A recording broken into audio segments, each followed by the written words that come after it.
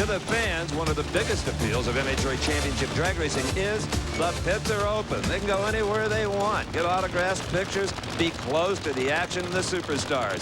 Well, speaking of superstars, it's time for the semifinals, the final four of Nitro Funny Cars, and that is Tom Hoover, the Scotch color car from Minnesota, Pontiac-bodied machine.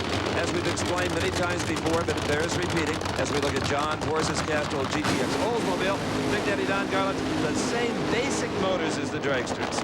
Yes, it is. They're just a little bit difference on the tuning because the cars do react differently as they leave the starting line, but they both produce upwards toward 5,000 horsepower. So far, Force has had a very lucky afternoon. In round number one, his competition, Frank Kramberger, was unable to show in the staging lights. In round two, he got by Dill Worsham with a very slow 544. Tom Hoover, on the other hand, has had to race every opponent every round and has really scratched and clawed himself into this position. John Force, of course, wears the number one. He is the Winston champ from the 1990 season, a dream finally realized. Well, you know, the Winston champ has always got a strike against him. Everybody takes their best shot against you every round. That's right. In this sport, they hate repeaters. Yes, We're on board with John Force. The body comes up no problem. Austin Coyle likes to do the burnout on one Magneto and then put the other one into the system after the tire smoker has been completed. Did you catch those couple of little hand signals between Force and Coyle when the body was up? What do you think they meant? Well, they were, I don't know, but evidently it looked to me like Force was saying everything's okay in here. Well, it's a little like the manager in baseball signaling to the base runner, whether it's a hit and run or a run and hit or whatever. So Austin finally backs away. Well, that was the last hand signal you'll see out of the coil. It's up to John Force now. The drivers have complete control of these cars at this point. Absolutely. Crew chief for Tom Hoover is 86-year-old father. And Force loses traction. John Force in the body blows off of Hoover's car. He's got his hands full. Yes, he did. He backpedaled that car, and it must have hydraulic, blew the blower off, and he did have his hands full. But when the body comes off, Steve, that's actually the best. That means no fire can be trapped in there with the driver. Well, right now, the competition has to be saying, what does it take to beat John Force? He goes up in smoke. He appears to be history, and suddenly Hoover launches a body into orbit.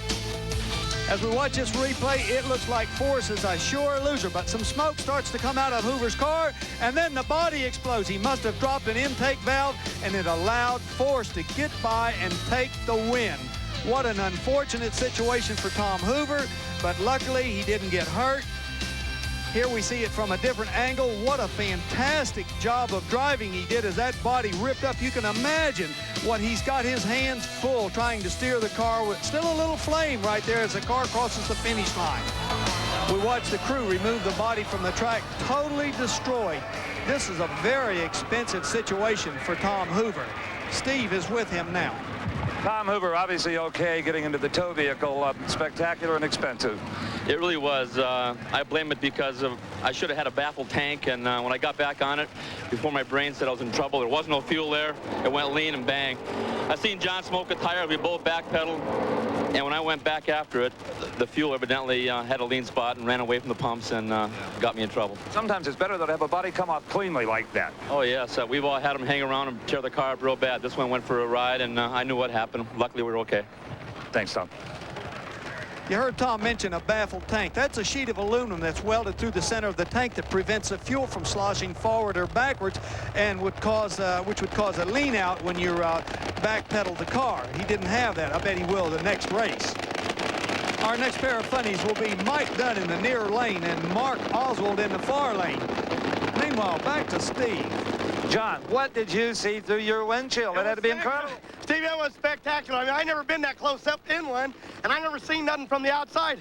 She was smoking the tires. My old man said, don't ever give up, ever, and I was chasing him. I thought, God, I'm going to throw the rods out. Coil's going to kill me, and I'm smoking the tires in the lights, and all of a sudden I seen that body just go, gone. It's over for him and in for us, thank God. Well, John Force just violated every rule of fuel racing, but he won, so all is forgiven. And did some pretty forceful driving himself.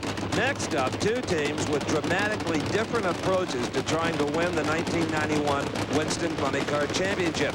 In the near lane is that beautiful Pontiac-bodied automobile.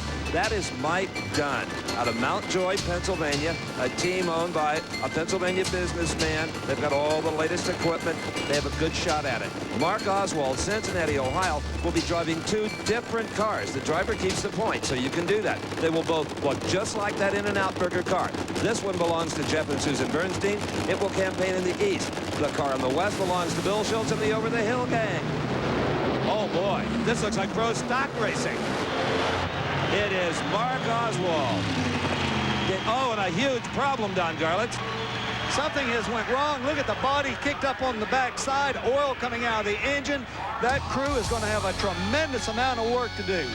From another angle, take a look at the car in the left-hand lane. Right there. It blows a left rear tire. Probably ran over a piece of debris, something on the racetrack. Completely shreds that huge left rear slick. These slicks, they turn nearly 2,000 RPM in the light, so there's a lot of force on them. If any little thing happened to be on the track, it could have blown that tire. Look at the pieces coming off, and then the tire rubs the body, creates a tremendous amount of smoke. What a masterful driving job for Mark Oswald to be able to keep that car under control. Steve is with him now. A tremendous amount of damage, Mark Oswald, to the left rear quarter panel on this automobile. Where did the tire blow? Right after I shut it off. What do you think caused it to blow? I don't know. I was looking at the wheelie bar and things like that. Everything's intact. It was spinning the tires a little bit. No real reason. I guess we'll just have to look. Do we have a body for it? No, we don't. This is a brand new car. We just got it done in time for this race. It's a real shame to, you know, I really want to do it for Jeff and Susan this weekend at In-N-Out Burger. You know, they've been so good to us, and I'm real happy over here. It's just a shame something like this had to happen to their brand new car. People at home might be saying, well, can't you fix it? No, you couldn't fix the body. The chassis, I'm sure, is just fine. Is this a carbon fiber body or fiberglass? Yes, it is a carbon fiber body. And the downside there is you just can't fix them on the road. They have to go back to the manufacturer. The good old fiberglass bodies, well, you might have had a shot at it. They may not be giving up quite yet, though. Let's not throw in the towel for them. They got any pieces? What a tremendous amount of work would have to be done to prepare this car for the next round. We'll just have to wait and see if they can do it. So the final in funny car will pit John Fords against Mark Oswald. If Oswald can make the repairs, he will have lane choice if he can make it to the staging lanes. We're back in Gainesville, Florida for the Motorcraft Gatornationals. I'm Steve Evans along with Big Daddy Don Garlits. And if you'd like to become more involved in championship drag racing, no better way than joining NHRA. Just $45 a year. You get 48 issues of National Dragster, the jacket patch, the pin, the decal, the rule book, and if you call the number on your screen right now, you'll receive a free copy of the Diamond P Video Drag Racing 1990. So make that call. Meanwhile, back in Mark Oswald's pit, the In-N-Out Burger crew have decided to try and make the show. Look at the work going on that body. We saw it down at the far end when Steve was interviewing Mark. It didn't look like there was anything left, but they are going to patch that body and try to make the final. Only one thing makes this possible. They are using Tom Hoover's destroyed body for parts, carving out giant chunks of it. All right, right now it's time for the final 4 in pro stock. And first up will be the Mopar Dodge, Darrell Alderman. We've told you before, this car is unbeaten in 3 outings. They won the Winter Nationals, they won the Arizona Nationals, they won the Super Nationals in Houston. They've got the competition scared to death. Bob Glidden knows it for himself and the rest of pro stock drag racing. He's got to put away that Dodge. Well, his performance today indicates to me that he is very capable of doing just that, Steve. All right, the nose up, wheels in there on Darrell Alderman's car. Where's Glidden? Alderman can't see him. That's because he's not there. Darrell Alderman, 7:28 to Glidden, 7:29. Glidden had a lousy reaction time, which made the margin of victory for Alderman even more than the numbers might indicate. Darrell Alderman goes to the final round for the 4th race in a row. And back in the Mark Oswald pits, Big Daddy, this still looks like, well, maybe the impossible dream. Look at the holes. Well, they've got a skylight there that's got to be completely taken out, or they're not going to be able to race. NHRA will not let them run this car if they don't deem it safe. And there'd be no way they could even attempt this with their own crew. They have got friends from every crew in drag racing. Anybody who was already eliminated. Drag racers love a thrash. You know that. This is amusement for them, not work. That's right. Or else they wouldn't be doing it. All right, somebody will get the pleasure of racing Darrell Alderman in the final round. Will it be this man, Warren Johnson, in the Oldsmobile? Or will it be the yellow car in the opposite lane? Jerry Ekman, the Pontiac from Northern California. The fans on top of the tower, amazed as I am, how the RPMs come up to 8,000. They sidestep the clutch. You wonder how the drivetrain can take the shock of the modern-day Pro Stock launch. They're up. Good start. It is Johnson out-muscling Ekman in the middle and at the far end. 726. Oh boy, talk about muscle. 190 miles per hour in a Pro Stock car. Ekman departs the scene with a 734 at 187. So there you see it. Olds versus Dodge Daytona in the final of Pro Stock. Warren Johnson and Darrell Alderman. Meanwhile, the thrash continues in the In-N-Out Burger pit. They're cutting the piece out of Hoover's body. This is the piece that they're going to put in to take that skylight out. These guys are serious. But a tremendous amount of work to be done here before they're ready.